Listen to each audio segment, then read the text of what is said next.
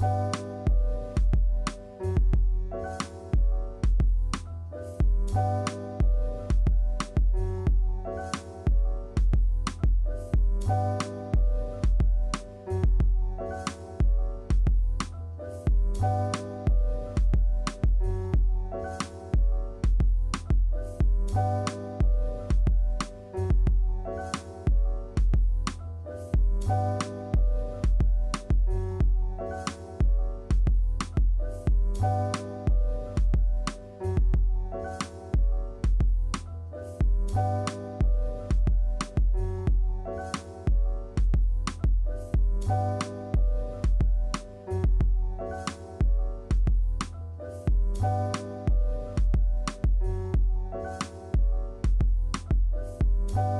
evening, ladies and gentlemen. Welcome to another exciting episode of the Paul Brown Show. This evening I have as my guest Mayor Reggie Burgess, and he's the mayor of North Charleston, South Carolina. How you doing there, Mayor Burgess? Man, I am doing well, Mr. Brown. I really appreciate not only this opportunity to be on your show, but I really appreciate how you stood by my side during my whole election, even before I even announced. You and I interviewed several times when I was the chief of police, and you've always been like I guess a big brother to me, and I thank you for that, and I thank you for, being willing to bring things out of me that I need to discuss. Mayor Burgess, it's an honor just having you on the show, and the things that you do not only for the citizens of North Charleston, but for just the community. Yes. It's a blessing, and you can show in your face that you love the people that you serve. Yes, sir. Yes, sir. That's a great thing. Yes, sir. Okay, being in office for over a year as mayor of North Charleston, what would you consider to be some of your concerns? Wow, my concerns will always be if I am doing enough. Yes, sir. That's the concern for me. I'm never satisfied just doing something. I feel like if something's there to be done, then there's something behind it that could even be done a whole lot more, or just to be able to continue to work toward making things a whole lot better. Quality of life is such a big commitment. Yes, sir. For any city or any town. In my quality of life mentality, I want to level the playing field within all of our communities in our entire city. That's the thing that I kind of look at, that I want to make better. I want to really level the playing field, so services in every community, either in the south, central, the northern part of the city, are equal and fair. Why is it so important that you have this so much togetherness? Because you can see the love that you have for the city of North Charleston. Man, when you grew up here in North Charleston, you never really thought so much about your city when you were growing up as a kid. Mm-hmm. I just really wanted to play with my friends and my family, get to know other people from North Charleston. Then, do what kids do. Yes, Eat chili bears and now laters and Snickers and everything, and meet new friends. But as I grew into a young adult, that's when I realized how significant the city that I grew up in was.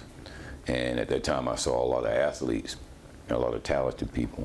Going to church, I saw folks who sung real well, and I admire that.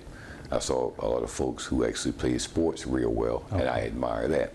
But even in the two entities that I saw, singers or athletes, it was all about service.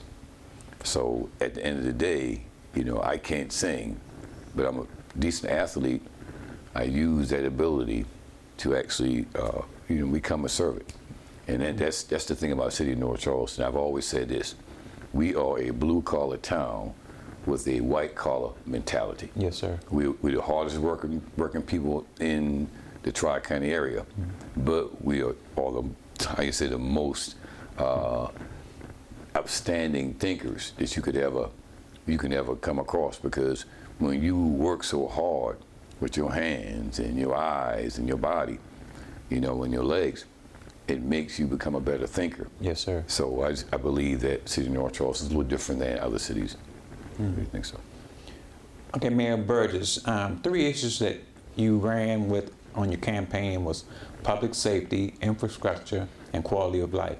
As mayor, what were some of your views coming from the position as chief of North Charleston Police Department to mayor? Wow. The transition is different because I've never been a politician. Now, I won when I was in elementary. I was the king in 5th, 6th, and 7th grade. Okay. I was elected by the class. And then I was the 7th grade president. At that time, we didn't have middle schools. So it was 1st grade to 7th grade, and then you go straight to high school in 8th grade. Okay. So 7th grade was our graduating year. I was the class president. I was elected that. But that wasn't like an election that I just went through. So I would say not being a politician really kind of really got me kind of thinking somewhat of how would I handle it. But God's grace and his mercy that he gave to me, he gives to all of us, but he gave to me all those years growing up in North Charleston, having opportunity that God gave me, that ability to be athletically inclined, to get a football scholarship, attain a college degree, came back home, got into law enforcement, which is service, public service. Learned so much through all the law enforcement things that I actually experienced. And all those things culminated with my understanding of leadership. And to be a mayor, you may have college degrees, you may have special skills, you may have a lot of folks that are like you, but the thing that you really need to have is some type of leadership skills.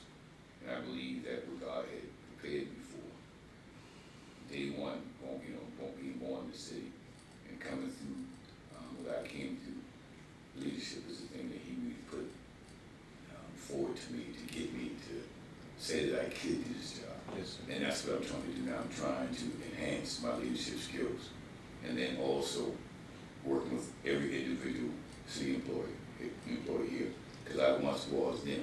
I know how it is to be the last person in, and everybody else is up there, and I'm learn from each other. And that's what I'm trying to do. I'm trying to pass it back to the next person so that whomever comes behind me will continue to do the things that we need to do to continue to make our city what it can be. Describe that feeling when you're interacting with the citizens of North Charleston. And as the mayor, how does that feel to you? And describe that feeling. Man, it's a blessing, truly a blessing. Just growing up here and never knowing nothing else or caring about anything else other than North Charleston. I've traveled, in state, outside the county, outside the state. I've traveled different places. There's nothing in the world like the city of North Charleston. And you're right, it's having the people embrace me. And becoming the new mayor of the city of North Charleston, that's huge. Because who do you work for? The people. And that's why, to me, it's important that I take time out with everyone. Doesn't matter if it's something that maybe I can't fix or I don't have the answer for, but listening is a big key for me. And that's the difference of being the chief of police and the mayor of North Charleston. The pace. Being in law enforcement in the city of North Charleston, pace is urban and running. Yes, sir. Because you have folks that you have victims, or you have traffic accidents, or you have anything that may be needed from a police officer. So the pace is moving steady, fast. This pace as a mayor is slower, it's stealthier, and it's a whole lot with listening. You have developers come in, you have realtors come in, you have building folks come in, you have all kinds of people, then you have your regular citizens that are coming in to see me as the mayor. I have to have patience, and I have to have wisdom to sit back and just listen.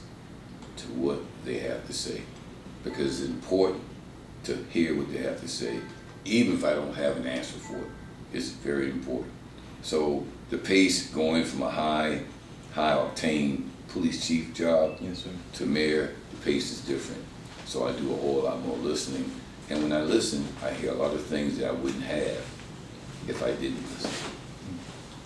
Just like a team, a football team, why is it important to have a good, great team working with you? Oh, it's tremendously important. Right here, before I stepped in here as the mayor, when I was in the police department, I've always worked in a system in the police department for 34 years that was structurally sound. Everything we do, when the police officer get in his or her car in the morning, they check on the radio to let the dispatcher know that they're in the car, cruising through the city. When they come to squad meetings, they're organized. They're sitting in certain areas, listening to information that's passed on by the supervisor. When you go to court, you prepare yourself for court. When you go to a community meeting, you prepare yourself for a community meeting. Everything that a police officer does is structured.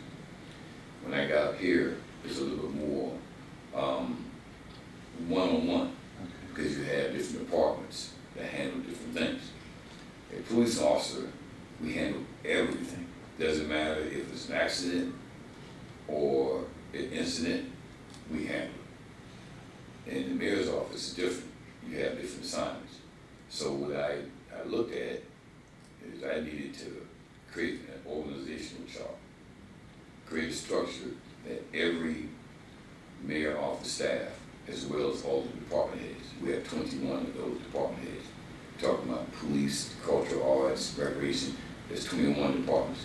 So I had to actually put together an organizational chart for the mayor's office to be able to strategically lead and guide every department on their strengths and weaknesses, so that we all can be on one accord to understand what our true purpose is to the citizens. And when I created that, it gave people opportunities to be in leadership positions, which they weren't before. They were working, but they weren't in leadership positions. And another reason why I did that is because there are people who are workers that aspire to be supervisors or leaders.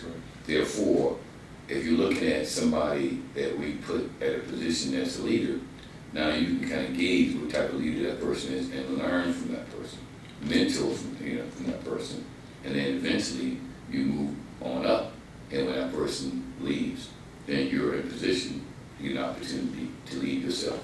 So that's what we did. We had to kind of create that organizational structure so we can actually do better service to the people. Affordable housing. This seems to be a big issue not only in North Charleston but in the country. Why is it so important that we be able to, get some kind of idea of assisting in that? It's very important. I mean, every human being in this world should have a place that they can call home, a place that they can be comfortable in, a place that they can be relaxed. And then once they get themselves together, they can venture out into the world and do the things that they need to do to support that living. I was once, for almost 10 years, we lived in a situation where you call it the projects. And my mother, who had 2 sons at the time, she was a young mother, worked 2 jobs to take care of her children. I can remember, I can go far as back, is to remember when we didn't have furniture in the house. All we had was a table that me and my mother found that somebody threw away, and we brought that table back into our apartment complex on George Legree projects. And that was the only table we had for many, many years until my mother was able to actually be stabilized in her jobs to pay for furniture. So I've lived on affordable housing. I know how it is to not have the things that you see other people have. Not disliking what they have, it's just that I think every human being should have something in their lives that is that lifts them. And a home is a big key to that. It's a big piece to that. we talk about why we have crime going on here, or why we have crime going over there, what can we do, how can we make things better? Well, one of the things that we can make better as a government and as a business community and as the community itself, be about our people's business. Let's take care of the folks. Let's give them opportunity. When you ride by these bridges and you look underneath these bridges, I see people living under these bridges. You ride by these wooded areas. I see people living, with tents in these places. Some folks would rather be there. They like being outside, but the majority of them don't, especially a mother and a child.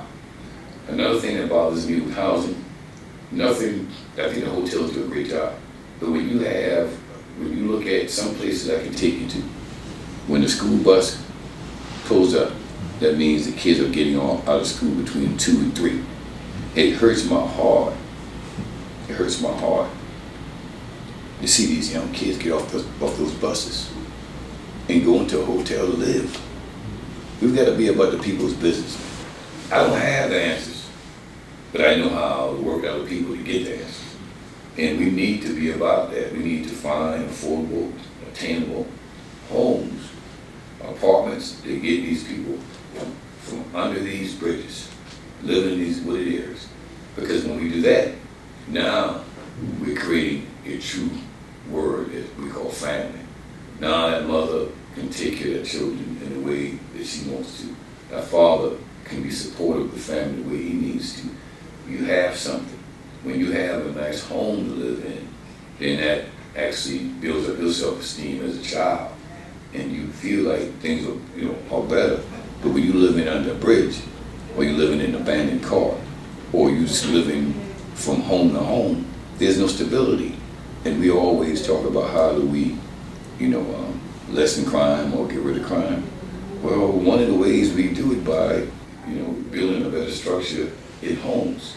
Because if the home is broken, the family's broken. Yes, sir. So we've got to do it now. We're working with the housing department, North Charleston Housing.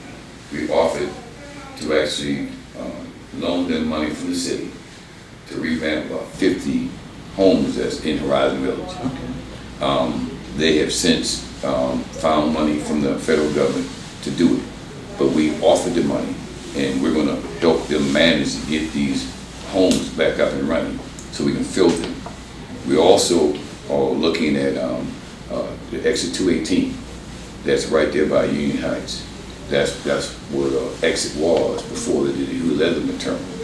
That land was returned back to the city that the government took many years ago. And what we're going to do, we're going to actually have affordable and senior homes in that lot area, which we can put about 50 to 55 there. We have other areas. We just went into a relationship with our city council, and we're going to improve the properties that we had, the city owns. We're going to deed those properties over to folks who have the ability, the capacity and the bandwidth to build affordable homes. Not to rent them, but to sell them to folks so that we can create generational wealth. Yes, sir. So we're doing that. I'm going to talk to Mayor Carswell. He and I, are working together real strong. And we're actually looking at, he has some property down in the neck area to get some homeless people off of the streets into homes.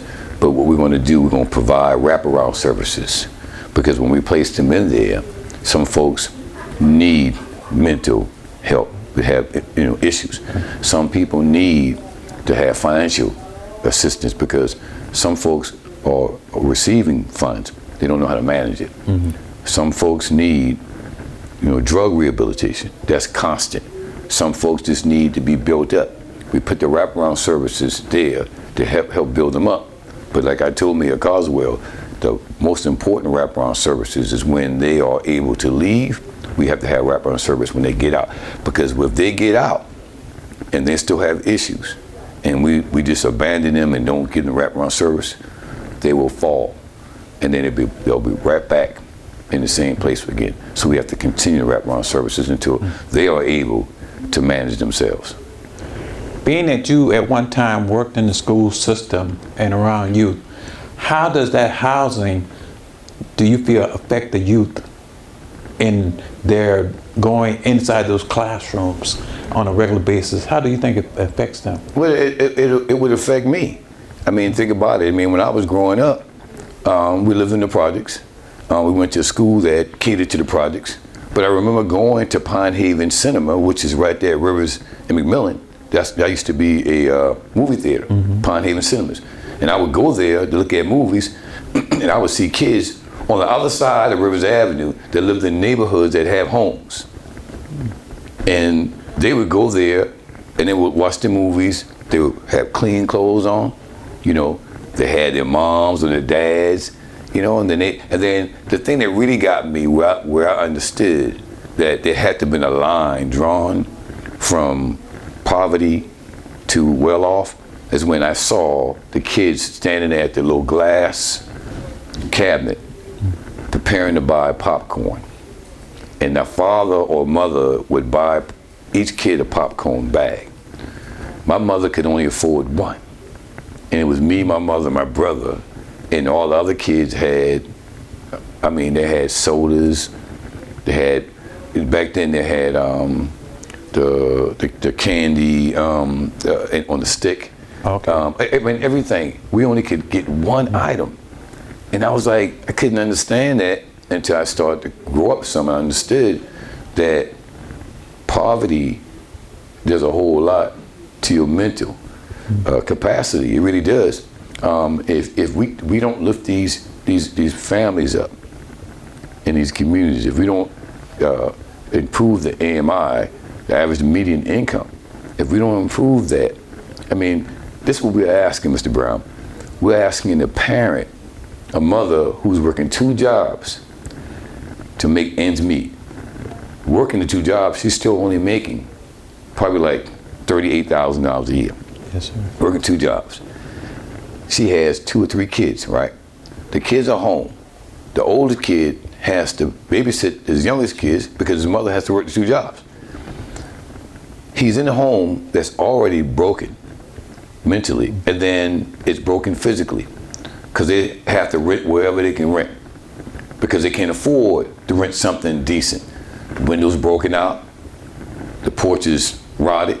You can go into the house, and some houses I've seen in my law enforcement career, and you can see the ground through the floor. You can see the ground. Then we expect that young man to be at home wearing clothes that he has to just manage every day, not being able to keep them clean. You know, he has to do what he has to do because his mother's working as hard as she can. We expect him to get on the school bus and go to a high school in North Charleston. And then when he gets into class, the teacher's trying to teach him, but because all of the stuff he has to deal with mentally and emotionally, he cannot grasp the educational system. See how we're placing them into environments to learn, and we wonder why they can't learn. There's a lot of factors that go along with that, you know, but poverty is one of the biggest factors. Economics. Economics. Yes. I know you're talking a lot now about these situations, and I hear you saying a lot about the mothers, but where are the fathers in these families, and why is it important that the men start getting more into these family and kids' life? Well, especially in the African American community, it's historical. And we can talk about that all day long. What are the factors that cause men, black men, to not really be in the homes in a manner that you see other nationalities? So we can go into it all day long. But what I would say is I've seen a lot of fathers in my 34 years of law enforcement. They may not be in the home, but they're in the children's lives. And and I'm saying this because my mother raised me and my brother almost for 10 years. I was 10 years, or between 9 and 10, when my stepfather, I only say stepfather to you all because I want you all to know, you know, what you would say, well, what happened to him 10 years ago? He's my stepfather, but he was the only man that I knew that loved me the way I needed to, raised me when he came into our lives, he changed the dynamics of our vision. He really did. What he did was, he came and he dated my mother. We were living on Liberty Hill. He moved my mother we was living on Georgia Green, excuse me. He took us off the projects, moved us on Liberty Hill, where he had a home that was left to him by his mother, who my grandmother had passed. I had my own yard with a fence around it. I had my own room. I had a hallway. I had plenty enough things that was mine. Then when I walked out into the community, Liberty Hill, they have single family homes, most of them. I see other kids living in single family homes with their mothers and their fathers, you know, taking care of them, learning. We went to church together. We went to movie theater, right at the movie theater right here. Used to be Charlestown Square Mall. We went to Santee State Park. That's my father's from Santee. That's his family. We went there. Went to Disney World. Went to King's Dominion. We went to Six Flags. We did all that because here a man came in my mother's life who had a great job at Westvaco Paper Mill.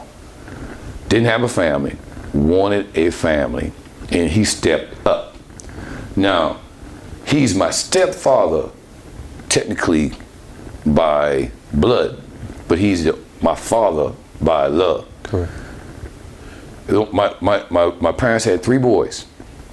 Myself, my brother Brian, and my brother Keith. Keith is the only one that was biologically connected to my father. But if you ask me what my father's last name was, his name was Willie Jameson. My name is Burgess. My second brother name was, my brother under me name was Burgess, and my youngest brother, who was his son, last name is Burgess. And people say, well, why would his name be Burgess when that was his father? My father never wanted his sons to be divided. He says, you all to keep the same name. I'm your dad. So what I'm saying to you, Mr. Brown, my father stepped up. He stepped up and said, I am going to show you boys how to be a man. I am going to show you how to do what men do and take care of your families. So I'm thinking, Mr. Brown, maybe some of the men, they had men in their lives like my father was with me. Maybe they didn't listen, or maybe they didn't have somebody in their lives to do it, or something else. I think that's the thing we have to get to. We can't go back in the past, Mr. Brown. We can't go back to 1619 and change it. We have to do what we need to do from this point. And what we do is say, I am responsible for this family. Even if I'm not in the home, I don't care about the drama between me and the ex-wife or ex-girlfriend. But what I do care about is my responsibility to my children. And I truly believe when you see fathers who are not in the homes being responsible to their children, the mother situation is a whole lot clearer. She has less stress. And then the children feel like they have a family. Yes, sir. Yes, sir. So I just think that we need to, whatever the case may be, still step up and be involved in your children's lives. That's, to me, that's critical. That's critical.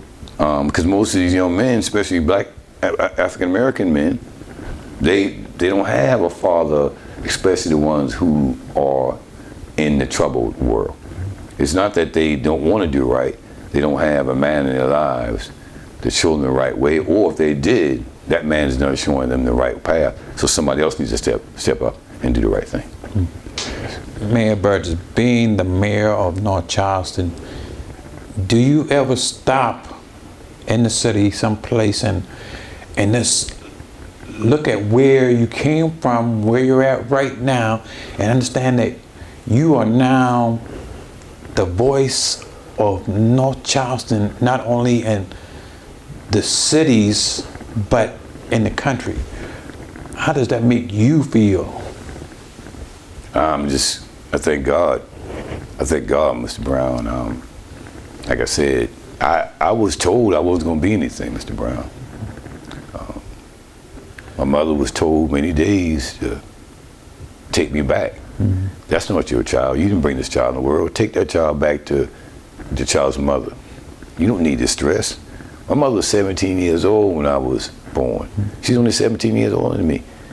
She was in high school, 11th grade.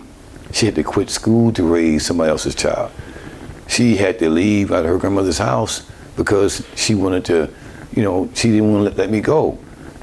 So she had to leave to go out and work 2 and 3 jobs. So when I look at my life to see the things that I've overcame, some of the things I made my mistakes, I did wrong, I got in trouble.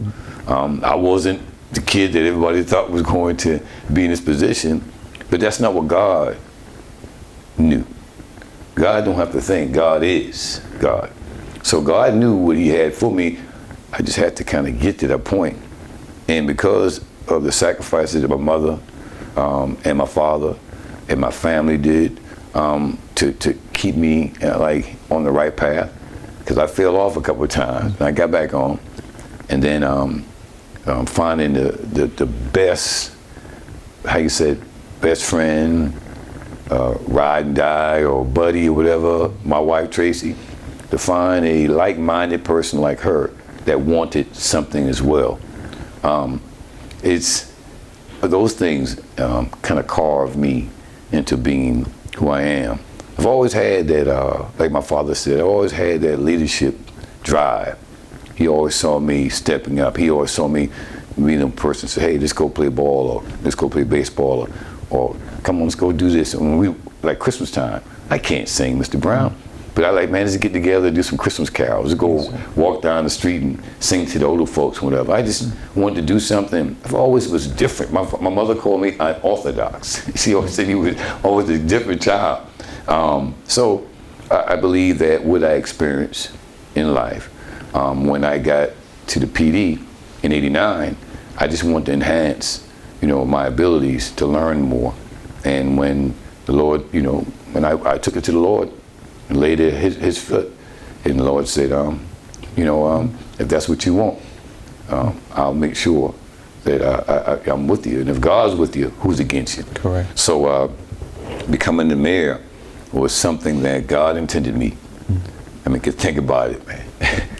Think about it. I mean, people talk about the story. It's not really so much a story for me because it's real for me. But yeah, I mean, you're talking about a kid who was adopted, a kid who really didn't have a father in his life for 10 years, and a kid that, got a football scholarship because of the ability that God gave me, and then a kid that came home and a black kid from North Charleston working for the department that some black communities at that time didn't care for. I'm from those communities. That's a wild thing, right? And then, but we always want to get into law enforcement to make it better for the community. It wasn't something I wanted to do to wear the uniform or whatever. No, it was like, man, I know that you guys can do better in the communities. Because I've been around cops. And most cops I've been around are good people, because they are people. And I just really wanted to be the person who actually led and guided them to that direction. That's why I asked for the racial bias audit in 2019.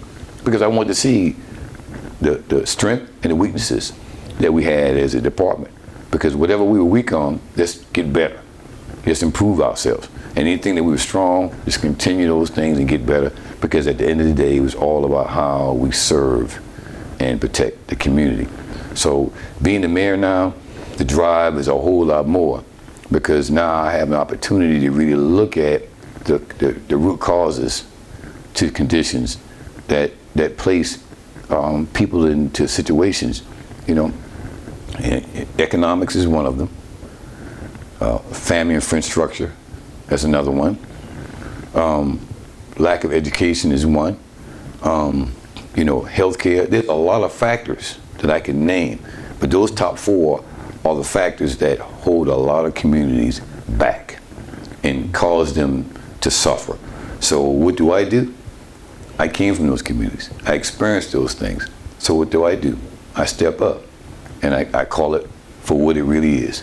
So if we are a community, then the community needs to look at it and say, if I truly really want to make the city of North Charleston better, to improve its image, then I need to work. I need to look at these root causes to issues in these communities, and then let's work back and try to improve the situations so we can bring those people out of those conditions. Mayor Burgess, I know you've been not only in the law enforcement, but now the mayor, but how is it that your family, I know it takes a lot of time, Yeah. and you've given up a lot of your time for your work from your family. How is it important to have that family support to have you go where you're going at to a different level? That's a great question, Mr. Brown. Family is key. It is key. And I've always had a strong family base, even on my biological side. I have a lot of biological brothers and sisters that I speak to every day. I was with my biological brother at New Bethel Church yesterday with him. It's very important. Family is very important. But what I love most about family is that when I'm around family, I can let my hair down. I can be Reggie, or my nickname was Skeets. Okay. And they call me Skeets after Ronaldo Nehemiah, who's a great Olympic track guy. I can be that around them because they know me from being born to this time. But it's a big key to having a family. And I'm not taking away your question, but that's what I'm saying, Mr. Brown. If we truly are going to be brothers and sisters keepers, family, we have to look at family as an evolution. Even though we grow up from children to young adults and to older people, we still must maintain a sense of love and pride to bring our family up. Some people say, well, I give back, that's great. I felt the best way for me is to come back. And I could have stayed in Maryland. I had no problem, I love Baltimore. But I wanted to come back because I saw so much going on down here that was negative. What do? I got to come back and be involved. And my family, because my family is strong, my family is everything to me. My great-grandmother, we call her Mama Janie, but her name was Janie Ellis Green. She was born in the 1890s. We didn't know her age. We didn't know her date of birth. Back then, they didn't really record it, some situations. But we knew that my grandmother was born in the 1920s.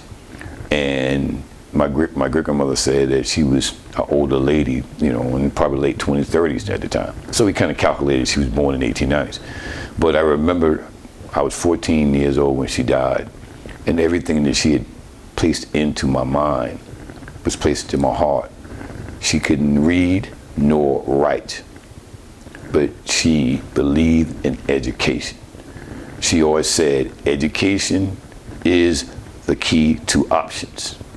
She said, if you learn how to read and how to articulate, you can speak to anybody, doesn't matter what color you are, and you can elevate your life.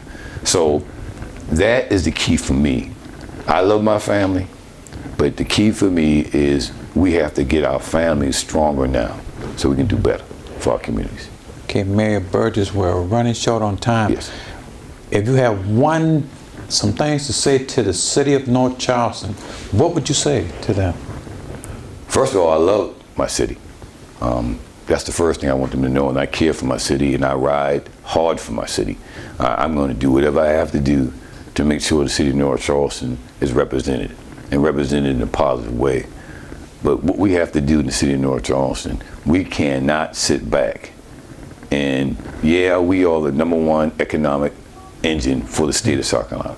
We have the Boeings, we have the Mercedes. We're the only city in the world that manufacture high-end airplanes, Boeing, and high-end cars, Mercedes. The only one in the world.